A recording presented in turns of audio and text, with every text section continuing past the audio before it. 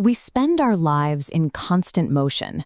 Every day is a race to acquire more, produce more, surrounded by a world that never stops moving.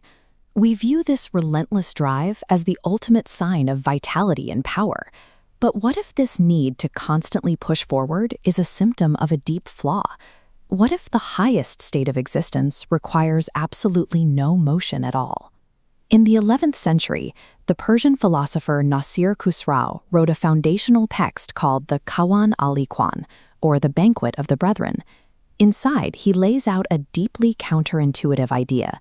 He argues that the universal intellect, the supreme cosmic mind, known in Arabic as Akh, does not move. It exists in a permanent state of absolute, perfect stillness. Khosrow's work suggests that the true supreme power in the universe is not measured by the force of its actions, but by its immovable stability. Khosrow argues movement is driven by lack. Things move to gain what they don't possess, but the intellect contains everything. They move to return to a lost place, but the intellect is everywhere. Lastly, movement is defensive, but the intellect is perfectly secure. Lacking nothing, present everywhere, and entirely secure, the universal intellect requires absolutely no action.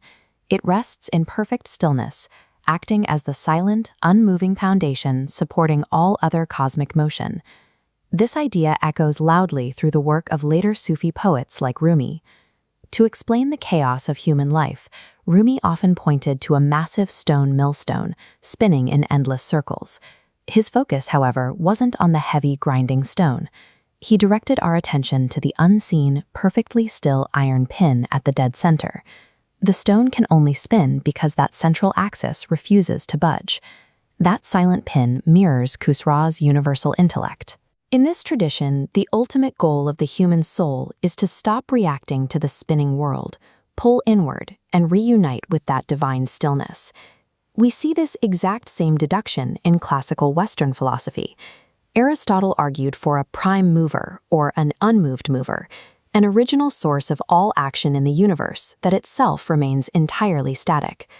Later, the Neoplatonist philosopher Plotinus expanded on this with concept of the nous, or divine intellect. He described a mind that contemplates all of existence simultaneously, requiring absolutely zero physical or mental exertion. Across early Islamic tradition, Sufi poetry, and classical Greek thought, the consensus holds firm. Ultimate cosmic power is universally recognized as an unmoved, self-sufficient center. Modern philosophy took a different path. Thinkers like Martin Heidegger defined human existence by a state of thrownness, an anxious, restless projection of ourselves into an unknown future.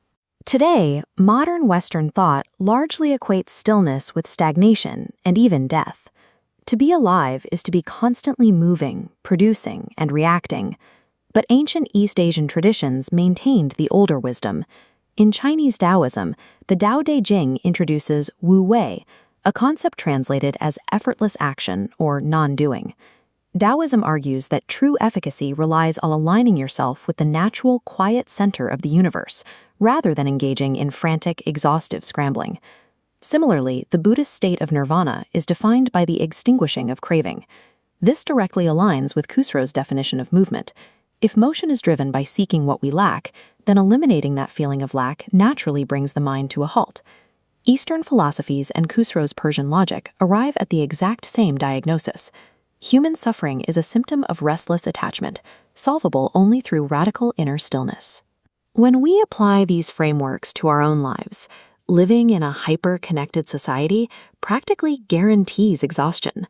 We are continuously pressured to optimize our time and maximize our output. Khosrow provides a way out.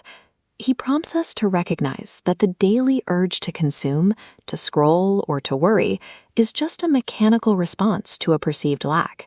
If the very foundation of the universe sits perfectly at rest, then human value is not tied to endless productivity. The highest state of being is free from exertion. Modern anxiety reveals itself as a false requirement. We are under no obligation to constantly move to be complete or valuable. These ancient thinkers believed that a spark of this universal intellect actually resides within the individual human mind. You can visualize this inner sanctuary like the ocean. On the surface, turbulent waves crash and collide, driven by the wind. But as you descend to the deep ocean floor below, the environment remains completely untouched and perfectly still. You don't need to endlessly acquire new things to find peace, because your deepest essence is already whole. Rumi's silent axis and Khosrow's motionless intellect serve as highly practical mental anchors. You can access them to ground yourself before stepping back into the rushing current of daily life.